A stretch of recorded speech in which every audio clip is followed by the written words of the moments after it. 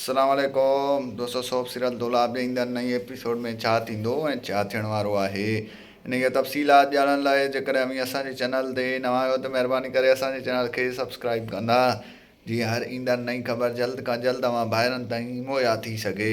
दोस्तों हाणे हलूं था ड्रामे जी तफ़सीलात जी तरफ़। तव्हांखे ॾेखारियो वेंदो त दौलाब जे ईंदड़ नई एपिसोड में ॻोठ जे मथां वॾी चढ़ाई थी वेंदी। ॻोठ जे ॿाहिरां जेको आहे मुराद जा साथी बि गॾु थी वेंदा त ऐं होॾो वरी रज़न जा बि।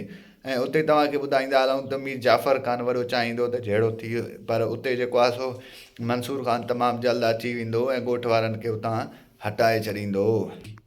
इन खां अलावा तव्हांखे ॿुधाईंदा हलूं त आख़िरी फाइनल डिसीशन इहो थींदो त जेको आहे सो मंसूर ख़ान ॻोठ वारनि खे वापसि मोकिले छॾींदो ऐं उन खां पोइ मंसूर कंहिं न कंहिं पॉइंट ते वेही ॻाल्हियूं कराईंदो। तंहिंखां पोइ जेको आहे सो थी सघे थो त जेको आहे सो ककर जी भेण जेको आहे सो वापसि कई वेंदी, छो जो जेको आहे सो राज़न जी घरवारी त जेको आहे सो उते न आहे। ऐं हाणे ॾिसूं था फ़ैसिले जे भञकड़ी जे मुताबिक़ मुराद वारनि ते कहिड़ो ॾंडु लॻंदो।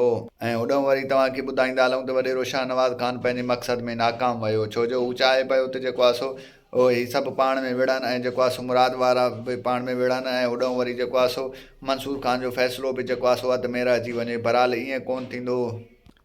ऐं तव्हांखे ॿुधाईंदा हलूं त हिकु नओं ड्रामो अंडर रिकॉर्डिंग आहे। जी हाँ दोस्तों, तव्हांखे ॿुधाईंदा हलूं त ड्रामे जी रिकॉर्डिंग हले पई। जीअं उहा जेको आहे सो रिकॉर्डिंग ख़तमु थींदी त जेको आहे ड्रामे खे सिंध टीवी ते नशर कयो वेंदो। दोस्तों तव्हांखे मुंहिंजो रिपोर्ट कीअं लॻो कमेंट सेक्शन में पंहिंजो क़ीमती राय ज़रूरु ॾींदा। वठंदासीं इजाज़त, मिलंदासीं नए वीडियो में। तेसिताईं रखंदा पंहिंजो ख़्यालु, ॾींदा इजाज़त। अल्लाह हाफ़िज़।